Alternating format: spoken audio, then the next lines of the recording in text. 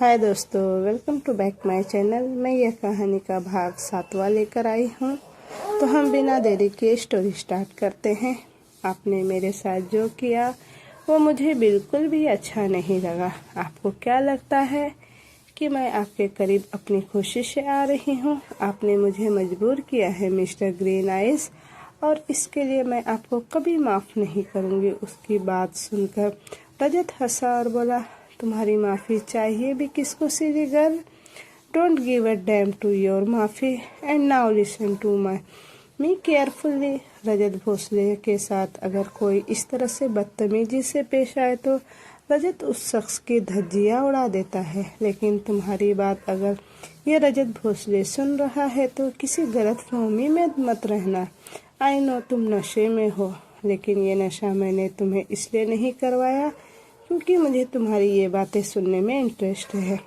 मुझे सिर्फ तुम्हारी बॉडी में इंटरेस्ट है silly girl, nothing else. So now I will do only that, जो मैं करना चाहता हूँ। बोलकर उसने शीतल को अपनी गोद में उठा लिया और उसे अंदर की तरफ ले जाने लगा। शीतल उसके सीने पर जोर जोर से अपने हाथ मारने लगी। रजत ने गुस्से से उसे देखा, लेकिन शीतल नशे में थी। वो उसे घूरते हुए बोली, आप मेरे साथ जबरदस्ती नहीं कर सकते मिस्टर ग्रीन आइज, छोड़िए मुझे वरना मैं आपको बहुत मारूंगी। रजत अभी भी उसे गुस्से से घूर रहा था। वहीं दूसरी तरफ रिजॉर्ट की पार्किंग एरिया में एक गाड़ी आकर रुकी और उस गाड़ी में से अंकिता बाहर निकली और ड्राइविंग सीट से एक शख्स बाहर निकला। ये शख्स कोई और नहीं अमन मेहरा था, जो रजत का फैमिली लॉयर था और उसके हर लीगल केस को संभालता था। आज अमन ने अंकिता के भाई की बेल करवाने में उसकी मदद की थी और अब वो अपनी फीस वसूल करने उसे इस रिजॉर्ट में लेकर आया था, जिसका ऑफर खुद अंकिता ने उसे दिया था। रजत शीतल को लेकर रिजॉर्ट के अंदर की तरफ आया, जहाँ पर रूम एक प्राइवेट एरिया में था। वहीं दूसरी तरफ रिजॉर्ट के पार्किंग एरिया में अंकिता और अमन मेहरा पहुंच चुके थे। गाड़ी से बाहर निकलकर अमन ने अंकिता के कमर में अपना हाथ डाला और बोला, मुझे नहीं पता था मिसेज अंकिता भोसले मुझ पर इतनी मेहरबान हो जाएगी। अंकिता ने उसका हाथ अपनी कमर से हटाया और बोली, मेहरबानी तुम्हें रूम में जाकर मिलेगी। यहाँ पर अगर किसी ने मुझे तुम्हारे साथ देख लिया ना तो मुझे क्या मिलेगा, तुम बहुत अच्छी तरह से जानते हो। तो अमन हंसा और बोला, डोंट वरी, मुझे अच्छी तरह से पता है कि रजत को तुम में अब बिल्कुल भी इंटरेस्ट नहीं है, इसीलिए अगर उसने तुम्हें मेरे साथ देख भी लिया तो उसे कोई फ़र्क नहीं पड़ेगा। यू नो वॉट, वो तुमसे डिवोर्स लेना चाहता है। उसकी बात सुनकर अंकिता ने तिरछी नज़रों से उसे देखा, लेकिन कहा कुछ नहीं। वो बस अंदर की तरफ बढ़ गए तो अमन भी उसके साथ साथ अंदर आया। दोनों ने अपने लिए रूम पहले ही बुक करवा लिया था, इसलिए दोनों डायरेक्ट अपने रूम में आ गए। वहीं दूसरी तरफ उस रिजॉर्ट के प्रेसिडेंशियल सूट में इस वक्त रजत शीतल को लेकर जा रहा था। दोनों लिफ्ट में थे। शीतल जोर से बोली, छोड़िए मुझे ग्रीन आइस, मुझे आपके साथ कहीं नहीं जाना। मुझे पता है आप रूम में मुझे ले जा रहे हो और फिर आप मुझे वहाँ पर गंदा गंदा करोगे। मुझे अब आपके साथ कुछ भी नहीं करना, मुझे बस अपने रोहन के पास जाना है। उसके मुंह से रोहन का नाम सुनकर रजत का चेहरा एक बार फिर से कांपने लगा। रजत गुस्से में बोला, तुम्हें पता है ना, मुझे तुम्हारी जुबान से उस लड़के का नाम बिल्कुल पसंद नहीं। शीतल मुंह बनाते हुए बोली, आपको नहीं पसंद, लेकिन मैं तो उससे प्यार करती हूँ ना, तो मैं उसका नाम लूँगी। बताइए अब आप क्या करेंगे मुझे? आप कुछ नहीं कर सकते आप मुझे। अभी वो बोल ही रही थी कि रजत अपने दोनों हाथ लिफ्ट की दीवार से लगाकर खड़ी शीतल पर झुक गया। शीतल हमेशा उसके यूं करीब आने से डर जाती थी, लेकिन इस बार ड्रिंक के नशे में वो उससे डरी नहीं, बल्कि गुस्से से बोली, आप मुझे ऐसे मेरे पास आकर डरा नहीं सकते, क्योंकि अब मैं आपसे बिल्कुल भी नहीं डरती। मैं मेरे रोहन के पास जाकर रहूँगी, देख लेना, क्योंकि मैं रोहन से प्यार करती हूँ। रोहन आपकी तरह मुझे हर्ट नहीं करता। इतना ही वो बोली थी कि अब रजत ने अपना एक हाथ उसके गाल पर रखा और उसके होठों पर अपने होठ रखकर उसे बहुत ही ज़्यादा वाइल्ड होकर किस करने लगा। शीतल ने उसे खुद से दूर करना चाहा, लेकिन रजत उसे इस तरह से किस कर रहा था कि उसे दूर जाना तो दूर, सांस लेना भी शीतल के लिए अब बहुत ज़्यादा मुश्किल होते जा रहा था। वहीं दूसरी तरफ अंकिता और अमन लिफ्ट का इंतज़ार कर रहे थे, लेकिन लिफ्ट ऊपर वाले फ्लोर पर जा रही थी और होटल की दूसरी लिफ्ट भी बंद थी। शायद उसमें कोई टेक्निकल इशू आ चुका था, इसलिए अंकिता और अमन के पास इंतज़ार करने के अलावा और कोई ऑप्शन नहीं था। वहीं दूसरी तरफ रजत और शीतल को वाइल्डली किस किया जा रहा था। दोनों टॉप फ्लोर पर पहुंच चुके थे, जहां पर उनका प्रेसिडेंशियल स्वीट था, लेकिन रजत शीतल को किस करने में इतना बिजी था कि लिफ्ट का दरवाज़ा खुलने पर भी उसने एक नज़र फ्लोर की तरफ नहीं देखा। लिफ्ट का दरवाज़ा एक बार फिर से बंद हो गया और लिफ्ट नीचे की तरफ चल पड़ी। रजत लगातार शीतल के होठों पर अपना गुस्सा निकाल रहा था और शीतल अभी भी उससे खुद से दूर करने की कोशिश कर रही थी। तभी ग्राउंड पर आकर एक बार फिर से लिफ्ट का दरवाज़ा खुला। सामने ही अमन और अंकिता थे। दोनों अंदर आए तो अंकिता के चेहरे का रंग एकदम से उड़ गया। उसने अपने आसपास कुछ अलग सा महसूस किया। उसे रजत के परफ्यूम की खुशबू महसूस हो रही थी। रजत का परफ्यूम जो वो हमेशा यूज़ करता था, ये ब्रांड इतनी ज़्यादा एक्सपेंसिव था कि इसका परफ्यूम अफोर्ड करना किसी भी नॉर्मल इंसान के लिए पॉसिबल ही नहीं था। ये परफ्यूम वो स्पेशली पेरिस से मंगवाया करता था। अंकिता के एक्सप्रेशन देखकर अमन हंसा और बोला, क्या हुआ, तुम ऐसे क्यों रिएक्ट कर रही हो जैसे रजत को देख लिया हो तुमने। अंकिता गुस्से से बोली, यू शट अप। बोलते हुए उसके चेहरे पर परेशानी साफ झलक रही थी। रजत से प्यार तो वो बिल्कुल भी नहीं करती थी, लेकिन उसे रजत से डर लगता था, क्योंकि अगर रजत उसे इस तरह से देख लेता तो रजत के पास एक पॉइंट हो जाता उसके खिलाफ, और फिर अंकिता से डिवोर्स लेना रजत के लिए आसान हो जाता। इसीलिए अंकिता किसी भी तरह से उसके सामने अपनी कोई गलती प्रूफ होने नहीं देती। वहीं दूसरी तरफ होटल के लास्ट सेकंड फ्लोर पर शीतल कॉरिडोर की तरफ भाग रही थी। जब रजत उसे किस कर रहा था तो उसने जोर से रजत को धक्का दिया और लिफ्ट के जी बटन पर भी उसका हाथ लगा। उस बटन को प्रेस करते और अगले ही पल दरवाज़ा खुल भी गया। दरवाज़ा खुलते ही वो बाहर की तरफ भाग गई, जिससे खाली लिफ्ट ही ग्राउंड फ्लोर पर पहुंच गया।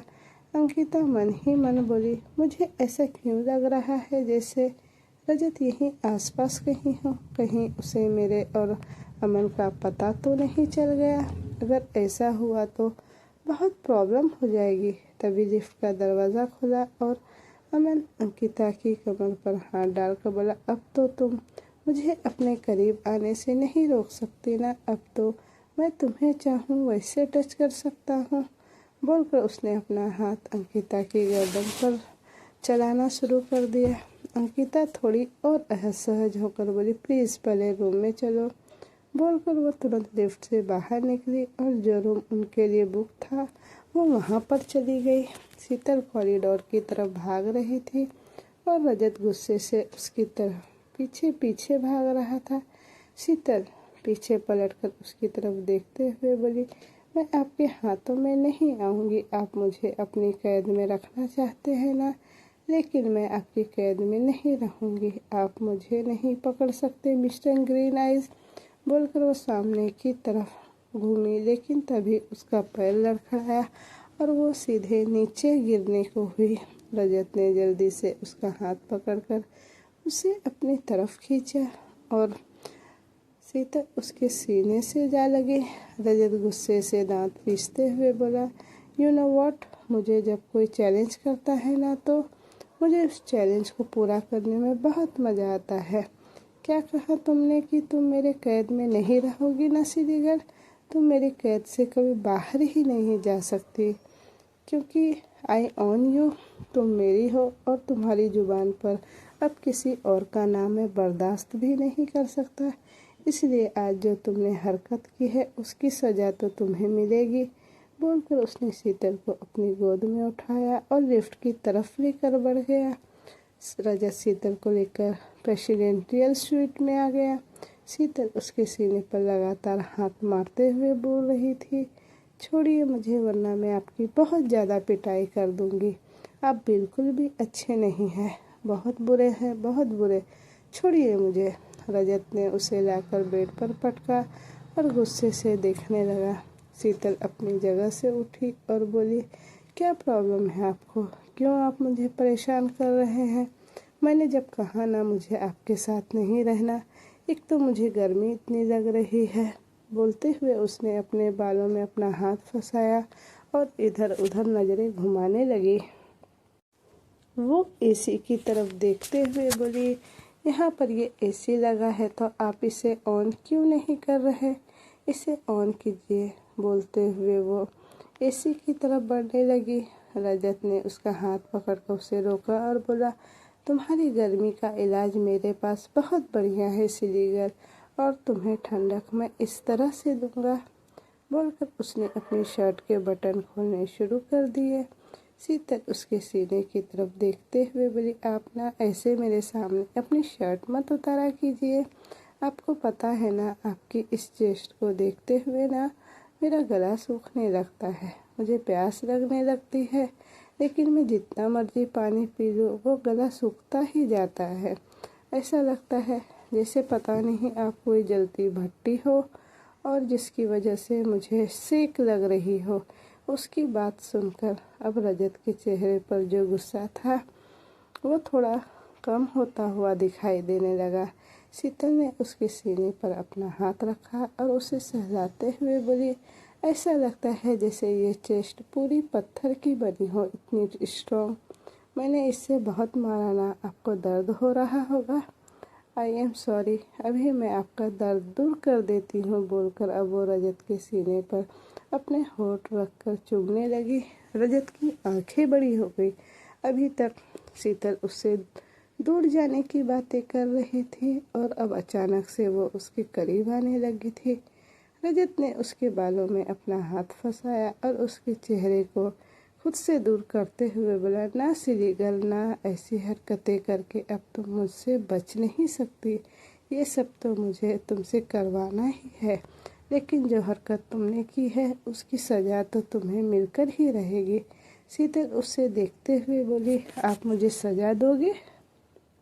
मुझे पता था आप मुझे परेशान करने का एक मौका नहीं छोड़ते। भला मैंने क्या गलती की थी? रोहन का नाम ही तो लिया था ना। आपको समझ में क्यों नहीं आता मैं उससे प्यार करती हूँ और मैं आपसे प्यार नहीं करती जब मैं आपके पास रहूँ। आप ज़बरदस्ती मुझे अपने पास रख रहे हैं, जो कि गलत है ना। रजत ने एक बार फिर से शीतल को बेड पर बैठा और उसे देखते हुए बोला, रजत भोसले जो करता है वो सही हो भी नहीं सकता, और अगर वो जो करता है अगर वो गलत है तो मुझे इस गलत से फ़र्क भी नहीं पड़ता, लेकिन अब मैं तुम्हें तुम्हारी गलती की सज़ा दूंगा। बोलकर उसने अचानक से ही शीतल के कपड़े फाड़ दिए। शीतल की तो आंखें बड़ी हो गई। अगले ही पर रजत उस पर झुका और उसकी गर्दन को चूमने लगा। शीतल उसके होठों को अपनी गर्दन पर महसूस कर एकदम से मचलने लगी। वो रजत को खुद से दूर करने की कोशिश कर रही थी, लेकिन रजत ने उसके दोनों हाथों को बेड पर लगा दिया। शीतल रोते हुए बोली, मुझे दर्द हो रहा है, छोड़िए मुझे। उसकी रोती हुई आवाज़ सुनकर रजत की नज़रें उठाकर उसकी तरफ देखा। उसकी आंखों में आंसू देखकर वो एक पल के लिए रुक गया और उसके चेहरे पर झुककर बोला, रोना बंद करो सिली गर्ल, तुम्हें पता है ना मुझे तुम्हारा रोना नहीं पसंद। शीतल रोते हुए बोली, तो आप मुझे रुला क्यों रहे हैं? तो अब मैं क्या करूं?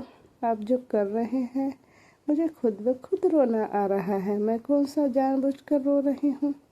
रजत गुस्से से बोला, मैं जो कर रहा हूँ वो करने पर तुमने ही मुझे मजबूर किया है। कहा था ना तुमसे कि तुम रोहन का नाम नहीं लोगी। शीतल रोते हुए बोली, लेकिन मैं रोहन से प्यार करती हूँ और हमेशा उसी से प्यार करती रहूँगी।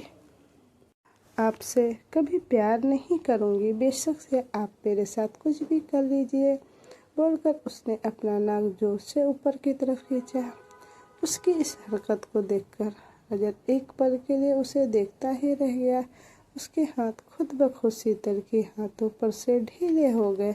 वो पीछे हटा और कुछ सोचने लगा। शीतल बेड पर लेटे हुए रोए जा रही थी, लेकिन उठने की कोशिश नहीं कर रही थी। कुछ देर बाद वो अपनी जगह से उठकर रजत के सामने आई और उसकी आंखों में आंखें डालकर बोली, आपको पता है, पहले मुझे लगा था कि आप मेरी मदद करेंगे, कि शायद आप इतने भी बुरे इंसान नहीं हैं जितना मैं आपके बारे में सोच रही हूँ। लेकिन उस दिन आपने मेरे साथ जो कुछ किया, उसके बाद मुझे बहुत तकलीफ़ हुई। मेरा मन कर रहा था मैं आपको छोड़कर चली जाऊँ, लेकिन मुझे पता मैं आपको छोड़कर नहीं जा सकती, क्योंकि आपने मुझे धमकी दी है। पर मैं सच में आपसे प्यार नहीं करती। आप जब मेरे साथ ज़बरदस्ती करते हैं तो मुझे बिल्कुल भी अच्छा नहीं लगता। प्लीज़ मेरे साथ ज़बरदस्ती मत किया कीजिए। रजत भी उसकी आंखों में देखते हुए बोला, मैं तुम्हारे साथ ज़बरदस्ती करता हूँ सिली गर्ल, क्योंकि तुम मुझे पसंद हो, और जो चीज़ें मुझे पसंद हो वो किसी भी तरह हासिल करता हूँ मैं, फिर चाहे वो ज़बरदस्ती ही क्यों ना हो। तुम मुझसे प्यार नहीं करती तो मुझे तुम्हारा प्यार चाहिए भी नहीं, बोलकर रजत वहाँ से उठा और रूम में बने हुई बालकनी की तरफ चला गया। शीतल उसे जाते हुए देख रही थी। रजत बालकनी में आकर सिगरेट पी रहा था। शीतल कुछ देर बाद अपनी जगह से उठकर रजत के पास आई और उसे देखते हुए बोली, आप मुझसे नाराज हो गए? रजत गुस्से में बोला, जाओ यहाँ से, मुझे इस वक्त तुमसे कोई बात नहीं करनी। शीतल मायूस होकर बोली, अब मेरा गुस्सा रोहन पर तो नहीं उतारोगे ना? शीतल ने गुस्से भरी नज़रों से उसे देखा और बोला, रजत भोसले एक बार जो डील कर दे, उसके बाद वो उस डील से पीछे नहीं हटता। उसकी बात सुनकर शीतल के चेहरे पर मुस्कुराहट आ गई। उसने रजत के हाथों से वो सिगरेट ली और नीचे ज़मीन पर फेंक दी। रजत हैरानी से उसे देखने लगा। शीतल अपनी मदहोशी भरी नज़रों से उसे देखते हुए उसके बिल्कुल पास आई और उसके उन हार्ड लिप्स को अपनी उंगली से छूकर बोली, आपको लगता है आप जब सिगरेट पीकर मुझे किस करते हैं तो सिगरेट की स्मेल मुझे बिल्कुल भी अच्छी नहीं लगती। रजत गुस्से में बोला, लेकिन अब तो मैं तुम्हें किस नहीं कर रहा हूँ, तो अब क्यों बोले जा रही हो? शीतल एक बार फिर से उसके होठों को अपनी उंगली से सहलाते हुए बोली, क्योंकि आज आप मुझे नहीं बल्कि मैं आपको किस करूँगी, वो भी बिल्कुल वैसे जैसे आप चाहते हैं, बोलकर उसने रजत के होठों पर अपने होठ रख दिए और उसे बहुत ही ज़्यादा पैशनेट होकर चूमने लगी। रजत हैरान रह गया, लेकिन उसे शीतल की हीट होती हुई बॉडी से ही पता चल रहा था कि वो अब और भी ज़्यादा नशे में आ चुकी है। शीतल रजत के होठों को चूम रही थी और रजत बस उसके सॉफ्ट लिप्स को अपने हार्ड लिप्स पर महसूस कर रहा था। शीतल कब उसे किस करते हुए उसके बेहद करीब होकर उसके सीने को अपने हाथों से सहलाने लगी, उसे खुद भी पता नहीं चलता। इस वक्त वो पूरी तरह से वाइन के नशे में थी। रजत ने उसकी कमर में अपना हाथ रखकर उसे हवा में लिफ्ट करते हुए थोड़ा ऊपर उठाया और अंदर बेड पर लेकर चला आया। अंदर लाकर उसने शीतल को बेड पर लिटाया और उसके होठों से अलग होकर उसके चेहरे को देखते हुए बोला, तुम जब इस नशे में होती हो ना तो तुम बहुत अलग होती हो। वैसे तो तुम्हें मुझसे डर लगता है, मेरे करीब आने से तुम्हारी हालत ख़राब होती है, लेकिन इस नशे में जो तुम हरकतें करती हो ना, आई जस्ट लव इट। शीतल की आंखें हल्की हल्की बंद हो रही थी। वो रजत के चेहरे की तरफ देखते हुए बोली, क्या हुआ, आप रुक क्यों गए? ग्रीन आइस, अब मुझे आपको किस नहीं करना? वैसे तो आप मुझे किस करने के लिए हमेशा मेरे पास आते रहते हो, और जब मैं खुद कर रही हूँ तो मुझे करने भी नहीं दे रहे हो। रजत उसकी बात सुनकर बोला, ऐसा बिल्कुल नहीं है श्रीगर, तुम्हें किस करने के लिए तो मैं हर वक्त बेताब हूँ, लेकिन फिलहाल ये तुम्हारे होठों के अलावा मुझे अपना कहर कहीं और भी बरसाना है, बोलकर रजत उसकी गर्दन पर झुक गया और उसकी गर्दन को चूमने लगा। उसने अपने हाथों से शीतल के हाथ जकड़ लिए, जिससे वो जोरों से सिसकियां भरने पर मजबूर हो रही थी। शीतल को अपने हाथों में दर्द महसूस हो रहा था, क्योंकि रजत ने उसके हाथों को बहुत ही कसकर पकड़ा हुआ था, लेकिन फिर भी वो उस दर्द को बर्दाश्त किए जा रही थी और गहरी सांसें ले रही थी। रजत धीरे धीरे नीचे की तरफ झुकता जा रहा था और उसका चेहरा अब पूरी तरह से शीतल के सीने पर था। शीतल की वो गहरी सिसकियां उसे और भी ज्यादा वाइड होने पर मजबूर कर रही थी। उस ही देर में रजत और शीतल दोनों के कपड़े नीचे जमीन पर बिखरे हुए थे और रजत शीतल पर झुका हुआ था। जब रजत आगे बढ़ने लगा तो शीतल की आंखों में आंसू आ गए। वो रोते हुए बोली, अगर मुझे दर्द हुआ तो? रजत उसकी बात सुनकर आगे बढ़ते हुए बोला, अगर दर्द हुआ तो दर्द बर्दाश्त करो श्रीगर, क्योंकि इसके अलावा तुम्हारे पास और कोई ऑप्शन भी नहीं है। उसकी बात सुनते ही शीतल ने एक दर्द भरी सिसकी भरी। रजत उसके होठों पर झुका और उसके होठों को चूमने लगा। उसके बाद ना रजत रुका और ना ही उन दोनों के बीच चल रहा वो सिलसिला। पूरी रात रजत शीतल के साथ था और दोनों एक दूसरे में पूरी तरह से खोए हुए थे।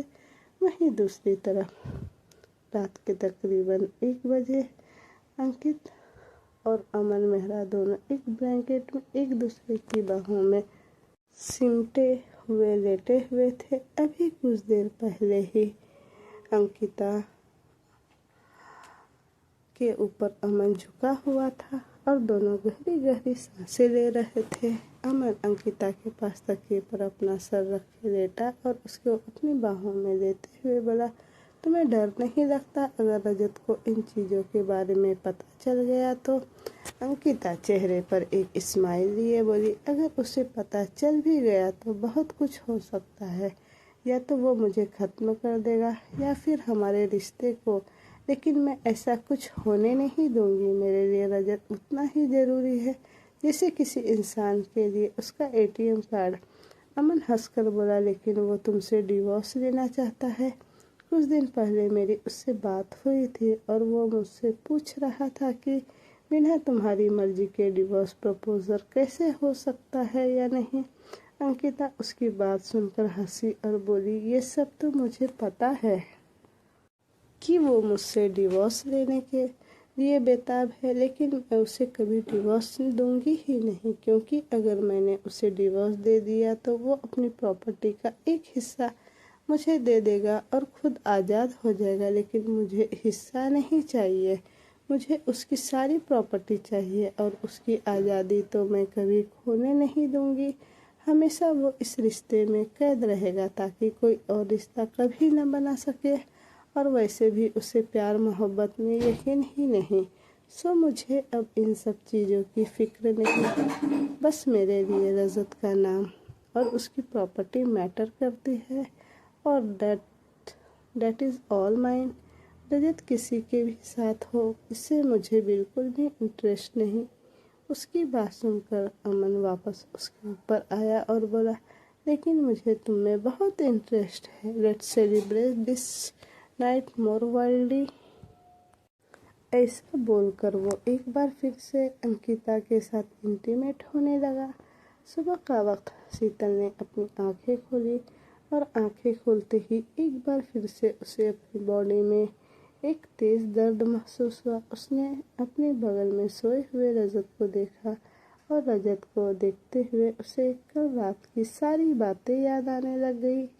कल रात ड्रिंक करने के बाद उसने जो कुछ किया उसकी कुछ धुंधली तस्वीर उसकी आंखों के सामने चल रहे थे।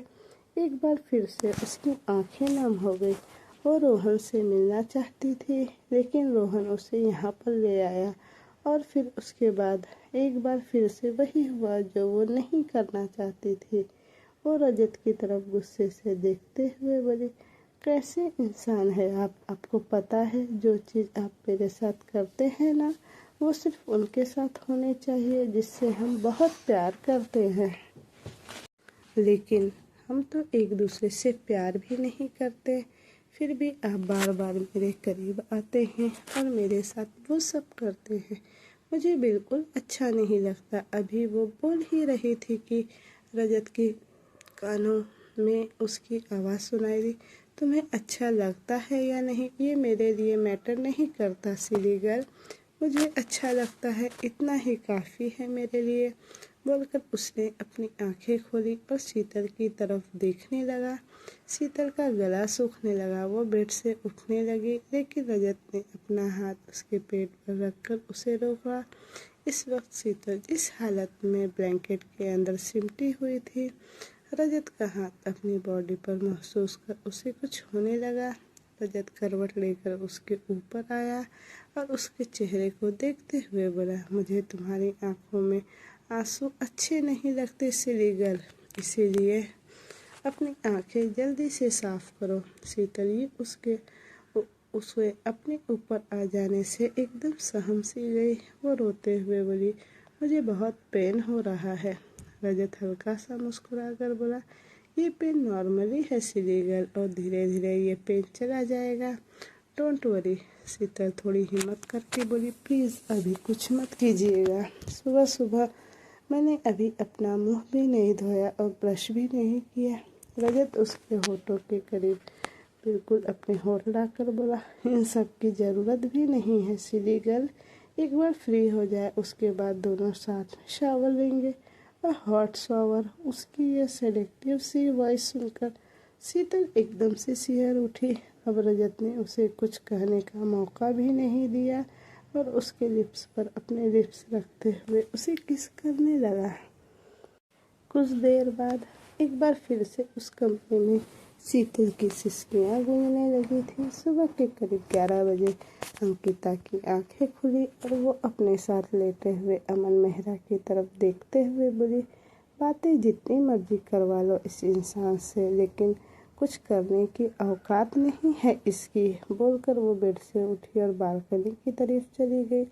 इस वक्त उसने एक नाइटी पहनी हुई थी। जैसे ही बालकनी में अपने खुले हुए बालों को समेटने लगी, उसकी नज़र नीचे पार्किंग एरिया में गई जहाँ पर रजत की गाड़ी खड़ी थी। रजत की गाड़ी वहाँ पर देखकर उसकी आंखें बड़ी हो गई। तभी उसकी नज़र रजत पर गई जो होटल से अंदर से बाहर निकल रहा था और उसके साथ एक लड़की थी, लेकिन वो लड़की कौन थी ये अंकिता को दिखाई नहीं दे रही थी। उसने हल्का सा नीचे झुककर उस लड़की को देखने की कोशिश की, पर तभी उस लड़की का पैर अचानक से लड़खड़ा गया और उस लड़की का चेहरा दूसरी तरफ घूम गया। रजत ने जल्दी से आकर उस लड़की को संभाला और उसके पैर की तरफ देखने लगा। शीतल का पैर जैसे ही लड़खड़ाया, दर्द से उसकी चीख निकल पड़ी। उसकी आंखों में आंसू आ गए क्योंकि उसके पैर में मोच आ गई थी। रजत उसकी चीख सुनकर जल्दी से उसके पास आया और उसके पैर की तरफ देखते हुए बोला, अगर हाई हील्स में कंफर्टेबल नहीं हो तो हाई हील्स नहीं पहननी चाहिए ना सिली गर्ल। बोलकर उसने शीतल को अपनी गोद में उठाया। जैसे ही उसने शीतल को अपनी गोद में उठाया, एक पल के लिए उसका चेहरा अंकिता की तरफ आया, लेकिन अगले ही पल उसका चेहरा रजत के सीने में जा छुपा। रजत ने अब शीतल को गाड़ी में बिठाया और जल्दी से दूसरी तरफ जाकर ड्राइविंग सीट पर बैठा और देखते ही देखते उनकी गाड़ी वहां से निकल गई। उनकी गाड़ी को जाते देख अंकिता मन ही मन में बोली, मतलब कल रात मेरा शक बिल्कुल सही था। रजत यहाँ पर ये लड़की के साथ आया हुआ था, लेकिन ये लड़की है कौन? उसकी लाइफ में कोई भी आए, आई डोंट केयर। उसके वन नाइट स्टैंड होते हैं, आई नो, और मुझे उससे कोई प्रॉब्लम नहीं, लेकिन जिस तरह से रजत ने उस लड़की को अपनी गोद में उठाया, वो लड़की कोई नॉर्मल लड़की नहीं हो सकती। रजत कभी भी किसी लड़की को स्पेशल अटेंशन या फिर ऐसी केयर नहीं दिखाता। हो ना हो ये वही लड़की है जिसके बारे में मुझे उस दिन पता चला था।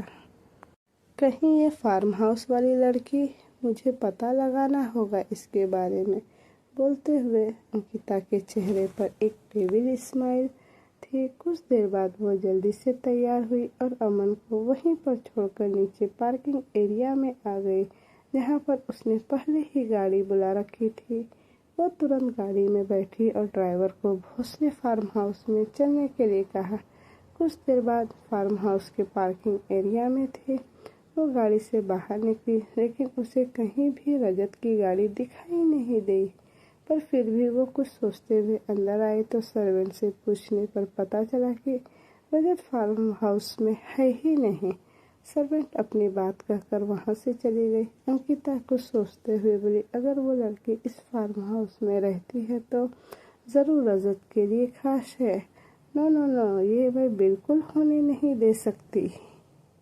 रजत की लाइफ में कोई भी लड़की परमानेंट नहीं आ सकती। मुझे उस लड़की को उसकी औकात दिखानी ही होगी, पर उससे पहले मुझे पता लगाना होगा कि वो लड़की आखिर है कौन।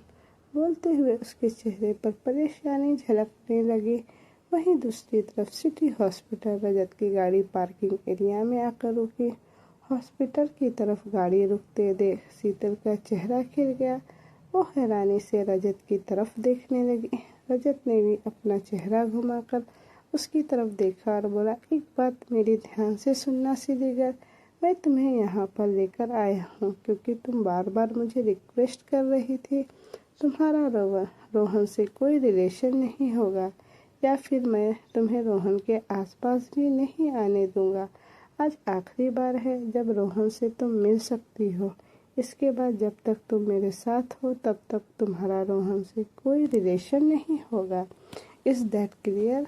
रजत की बातें सुनते ही शीतल को बहुत बुरा लग रहा था, लेकिन उसने अपना सर हाँ में हिला दिया। रजत के साथ शीतल हॉस्पिटल के अंदर आई। शीतल रोहन के वार्ड में जैसे ही अंदर गई तो रोहन वहाँ सोया हुआ था, लेकिन जैसे ही उसने दरवाज़ा खोलने की आवाज़ आई, रोहन ने अपनी आंखें खोली। शीतल उसके पास आई और उसे देखने लगी। रोहन का चेहरा गुस्से से लाल होने लगा। शीतल उसकी तरफ देखते हुए बड़े प्यार से बोली, तुम ठीक तो हो ना रोहन? रोहन गुस्से से बोला, तो आ गई तुम मेरी याद। मैं यहाँ हॉस्पिटल में मर रहा हूँ, लेकिन तुम न जाने कहाँ पर हो। बस यही प्यार था तुम्हारा। मुझे पहले से ही पता था कि तुम जैसी लड़कियाँ प्यार करने के लायक हो ही नहीं सकती। मुझे प्रॉब्लम में छोड़कर तुम गायब हो गई, पर ये बताओ कि अब यहाँ पर क्या लेने आई हो? उसकी ऐसी बातें सुनकर शीतल हैरान रह गई। वह कुछ बोलती उससे पहले ये वार्डरूम का दरवाज़ा एक बार फिर से खुला और रजत रोहन की तरफ देखते हुए बोला, जरा जुबान संभाल कर बात करो मेरी सिली गर्ल के साथ। इस तरह से बदतमीजी में बर्दाश्त नहीं करूँगा। रजत की बात सुनकर शीतल हैरानी से उसे देखने लगी। रजत अपनी पॉकेट में हाथ डाले शीतल के पीछे आकर खड़ा हुआ और रोहन की तरफ देखते हुए बोला, तुम जो ये जिंदा हो ना, ये सिर्फ इसकी बदौलत जिंदा हो क्योंकि शीतल ने तुम्हारा ट्रीटमेंट करवाया। रजत की बात सुनकर रोहन हैरानी से शीतल को देखने लगा। रजत ने शीतल की कमर पर अपना हाथ रखा और उसे अपने करीब करते हुए बोला, और ये आखिरी एहसान था शीतल का तुम पर, और आखिरी बार है जब तुमसे शीतल मिलने आ रही है। आइंदा शीतल का नाम भी तुम्हारी ज़ुबान पर नहीं आना चाहिए। रोहन गुस्से से बोला, और तुम होते कौन हो ये सब बोलने वाले? शीतल मेरी गर्लफ्रेंड है, मैं जैसे चाहूँ उससे बात कर सकता हूँ। तुम होते कौन हो मुझे रोकने वाले? रजत गुरूर से हंसा और बोला, शीतल तुम्हारी गर्लफ्रेंड थी लेकिन अब नहीं। रजत भोसले अपनी चीज़ों के लिए बहुत ज़्यादा पॉजिटिव है और शीतल रजत भोसले की मिस्ट्रेस है, जिसके लिए रजत भोसले बहुत ज़्यादा पॉजिटिव है। शीतल ने जैसे ही मिसेस शब्द सुना, उसकी हैरानी भरी नजरें रजत पर ठहर गई। कितनी आसानी से उसने रजत को अपनी मिसेस का नाम दे दिया। शीतल की आंखों में नमी तैरने लगी। रजत रोहन की तरफ देखते हुए बोला, आई होप अब तुम्हारे सारे सवालों का जवाब तुम्हें मिल गया होगा। खैर, तुम्हारा ट्रीटमेंट हो गया, तुम ठीक हो और अब तुम अपने रास्ते और शीतल रजत भोसले के पास। It is clear. Rohan Rajat की बातें सुनकर हैरान था। वहीं अब रोहन कुछ और कहता उससे पहले ही रजत शीतल की तरफ देखते हुए बोला, अब इससे ज़्यादा वक्त नहीं है मेरे पास, तो बोलकर उसने शीतल को यूं ही कमर से पकड़कर बाहर की तरफ बढ़ना शुरू कर दिया। शीतल कुछ कह ही नहीं पाई। अभी रजत ने उसे जो नाम दिया था वो नाम ही उसके पैरों तले जमीन खींचने के लिए काफ़ी था। उसकी हिम्मत ही नहीं हुई अब रोहन से नजरें मिलाने की। वहीं रोहन हैरानी से रजत और शीतल को जाते हुए देख रहा था। रजत शीतल को लेकर हॉस्पिटल से निकल चुका था। वहीं उसके जाने के बाद रोहन रजत और शीतल के बारे में सोच रहा था। रजत भोसले का नाम उसने बहुत बार सुना था। हालांकि एक बार वो भोसले इंडस्ट्री में इंटरव्यू देने भी गया था, लेकिन उसका सिलेक्शन नहीं हुआ क्योंकि सामने से जवाब आया था कि भोसले इंडस्ट्री में काम करने वालों का एक स्टैंडर्ड होता है और रोहन उसके स्टैंडर्ड से मैच नहीं होता। उस दिन से ही रोहन को भोसले इंडस्ट्री और रजत भोसले से नफरत सी हो गई थी और अब शीतल को रजत भोसले के साथ देखकर उसे गुस्सा भी आ रहा था और फ्रस्ट्रेशन भी हो रही थी। वो कुछ सोचते हुए बोला, डॉक्टर ने मुझे बताया कि मेरे ट्रीटमेंट के पैसे मेरी फ्रेंड ने दिए। फ्रेंड मतलब कहीं शीतल ने तो नहीं? और रजत भोसले ने भी यही कहा कि मेरी ट्रीटमेंट शीतल ने करवाया है। मतलब शीतल ने ही इतने सारे पैसों का अरेंजमेंट किया और उसके पास ये सारे पैसे। ओ माय गॉड, इसका मतलब रजत के कहने का मतलब क्या? पैसे उसके ट्रीटमेंट मेरा और कीमत चुकाई शीतल ने उसकी मिस्ट्रेस बनकर। वाह शीतल वाह, बोलते हुए उसके चेहरे पर डेविल स्माइल आ गए। वो हंसा और बोला, आज तक मैंने कितनी बार तुम्हारे करीब आने की कोशिश की, लेकिन एक बार भी तुमने मुझे अपने करीब नहीं आने दिया। पर फिर भी मैं इंतज़ार में था कि कभी ना कभी तो मैं तुम्हारे साथ वो सब करूँगा जो मैं करना चाहता हूँ। लेकिन मुझे तो तुमसे भी 2 कदम आगे निकली।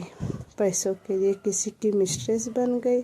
अगर रजत ने मेरे ट्रीटमेंट के लिए पैसे दिए हैं तो तुम्हें भी बहुत सारे पैसे दिए होंगे। इट मीन अब तो तुम रजत भोसले के स्टैंडर्ड की हो गई हो। पैसे तो बहुत होंगे तुम्हारे पास। अब मुझे वो पैसा कैसे निकालना है, मुझे ये सोचना है। बोलते हुए उसके चेहरे पर वो डेविड स्माइल और भी ज़्यादा लंबी हो गई। वो दूसरी तरफ शीतल रजत के साथ हॉस्पिटल से बाहर आई और रजत अपनी गाड़ी की ड्राइविंग सीट पर बैठा ड्राइव कर रहा था। शीतल जब गाड़ी के बाहर खड़ी हो रही थी तो रजत ने गाड़ी की विंडो डाउन की और शीतल की तरफ देखते हुए बोला, अगर यहीं पर खड़े रहने का इरादा है तो बता दो सिली गर्ल, पर मेरे पास इतना टाइम नहीं है कि मैं यहाँ पर तुम्हारा गाड़ी में बैठने का वेट करूँ। जल्दी से बैठो, बोलकर उसने बिना शीतल का जवाब सुने ही विंडो वापस ऊपर कर दी। उसकी गुस्से भरी आवाज़ सुनकर ही शीतल कांप गई। अभी वो रजत की बातों में खोई हुई थी। वो बातें जो अभी अभी अंदर रोहन से कही वो उसे कैसे उसे अपनी मिस्ट्रेस बता सकता है। उसे अब रजत पर गुस्सा नहीं आ रहा था क्योंकि रजत ने जो कुछ किया वो तो उसके हिसाब से सही था। वो अपने मन ही मन में बोले, सही कहा आपने मिस्टर रजत भोसले कि मैं आपकी मिस्ट्रेस हूँ। मिस्ट्रेस मतलब वो जो सिर्फ आपकी जिस्मानी ज़रूरत को पूरा कर रही हो। आपने मुझे पैसों का ऑफ़र दिया और मैंने वो पैसों का ऑफ़र एक्सेप्ट कर लिया, खुद को आपको बेच दिया, तो अब मुझे इतना बुरा क्यों लग रहा है? बोलते हुए उसकी आंखों में नमी आ गई। वो गाड़ी में बैठी। गाड़ी में बैठते ही रजत उसकी तरफ देखते हुए बोला, मुझे ना समझ में नहीं आता आखिर तुम्हारी प्रॉब्लम क्या है। कभी कभी ऐसे बिहेव करती हो जैसे ना जाने किस दुनिया में खो जाती हो। चेहरा बिल्कुल उदास हो जाता है और कभी कभी आप मेरे में ही हंसती मुस्कुराती रहती हो। बट एक बात ध्यान से सुन लो सीरियल कि मुझे ये तुम्हारा उदास चेहरा बहुत इरिटेट करता है। आई डोंट लाइक इट, सो मेरे सामने खुश रहा करो। मैं पहले ही बहुत परेशान हूँ, मुझे कोई परेशानी और अब नहीं चाहिए। अब रोहन का मैटर क्लोज हुआ और ना तुम्हारे मुंह पर मुझे किसी और लड़के का नाम आना चाहिए। Is that clear? शीतल ने अपना चेहरा उसकी तरफ घुमाया। रजत अभी भी उसे ही देख रहा था। जैसे ही उसकी नज़रें शीतल की लाल आंखों पर गई, एक पल के लिए तो वो हैरान रह गया। शीतल उसकी आंखों में देखते हुए बोली, मेरी जुबान पर किसी का नाम नहीं आएगा मिस्टर ग्रीन आइज। वैसे भी मैं किसी और के बारे में सोचूंगी क्यों? मैं तो आपकी मिस्ट्रेस हूँ ना। मेरा तो बस जिस्म तो है, दिल तो मेरे पास है ही नहीं। बोलते हुए उसकी आंखों से आंसू का एक कतरा बह गया और उसने वापस अपना चेहरा सामने की तरफ घुमा लिया। उसे यूँ देखकर रजत एक पल के लिए उसे देखता रहा और फिर मुंह बनाकर बोला, सो कॉल ड्रामा। बोलकर उसने गाड़ी स्टार्ट की और रजत भोसले फार्म हाउस की तरफ बढ़ गया। शीतल को फार्म हाउस की पार्किंग एरिया में छोड़कर रजत अपनी गाड़ी लेकर वापस फार्म हाउस से बाहर चला गया। शीतल चुपचाप फार्म हाउस के अंदर आई। अभी भी रजत की बातें उसकी जहन में गूंज रही थी। वो फार्म हाउस के अंदर आई तो सर्वेंट ने उसे डिनर के बारे में पूछा, लेकिन शीतल बिना कोई जवाब दिए ही अपने रूम में चली गई। रूम में आकर वो वॉशरूम की तरफ आई और चुपचाप जाकर बाथटब में बैठ गई। बाथटब में बैठकर उसने अपनी आंखें बंद कर ली। धीरे धीरे पानी का लेवल बढ़ता जा रहा था और पानी बहुत ज़्यादा ठंडा था, लेकिन शीतल को तो जैसे कुछ फर्क ही नहीं पड़ रहा था। वो यूं ही बाथटब में लेटी रही और रजत के बातों के बारे में सोचते हुए उसकी आंखों से आंसू बहने लगे। वो रोते हुए बोली, मैंने कभी नहीं सोचा था कि मैं ऐसे किसी की मिस्ट्रेस बनूंगी। मुझे मेरी ज़िंदगी अच्छे से जीनी थी। मैं रोहन से प्यार करती थी और उससे शादी करना चाहती थी, लेकिन आज मैं किसी की मिस्ट्रेस हूँ। बोलते हुए उसका रोना और भी ज़्यादा तेज हो गया। उसने सिर पूरी तरह से पानी में डुबा लिया और अपनी आंखें बंद कर ली। न जाने कब तक वो यूं ही पानी में रही और बाहर आने की बजाय पानी में ही वो बेहोश हो गई। कुछ देर बाद रजत की गाड़ी पार्किंग एरिया में आकर रुकी और रजत फार्म हाउस के अंदर आया। अंदर आकर वो सीधा अपने बेडरूम में गया। रूम में शीतल को ना देखकर वो तुरंत वापस आया और बाहर काम कर रही सर्वेंट से शीतल के बारे में पूछा। तो सर्वेंट ने बताया कि शीतल तो रूम में ही होगी। सर्वेंट की बात सुनकर रजत गुस्से से बोला, लेकिन वो रूम में है नहीं, कहाँ है वो? सर्वेंट ने अपना सिर झुकाकर कहा, सॉरी सर, लेकिन मुझे सच में नहीं पता कि शीतल मैम कहाँ है। कुछ देर पहले वो जब बाहर से अंदर आई थी तो वो अपने रूम में गई थी। उसके बाद मैंने उन्हें कहीं नहीं देखा। रजत की गुस्से से मुट्ठियाँ कसने लगी। उसे ऐसा लग रहा था जैसे शीतल मौका पाकर फार्म हाउस से बाहर चली गई, क्योंकि अब तो रोहन का ट्रीटमेंट भी हो चुका था। अब उसे रजत की कोई ज़रूरत नहीं थी। वो गुस्से से कांपते हुए बोला, अगर तुम मुझे छोड़कर गई ना श्रीगर, तो ध्यान रखना इस बात का कि अगर मैं तुम्हारी हेल्प कर सकता हूँ ना तो दोबारा तुम्हें मेरे सामने गिड़गिड़ाने पर मजबूर भी कर सकता हूँ। वो गुस्से से लाल होते हुए बाहर फार्म हाउस के गेट पर आया और गार्ड से शीतल के बारे में पूछा तो गार्ड ने बताया कि शीतल अंदर ही होगी, क्योंकि वो बाहर आई ही नहीं और फार्म हाउस से बाहर तो बिल्कुल भी नहीं गई। गार्ड की बात सुनकर अब रजत और भी ज़्यादा हैरान था। वो तुरंत अंदर आया और वापस अपने बेडरूम की तरफ गया। कमरे में शीतल अभी भी नहीं थी। कुछ सोचते हुए वॉशरूम में आया तो पहले उसे शीतल नज़र नहीं आई, लेकिन जब वो वॉशरूम का दरवाज़ा बंद करके बाहर जाने लगा तो उसकी आंखें अचानक से बड़ी हो गई।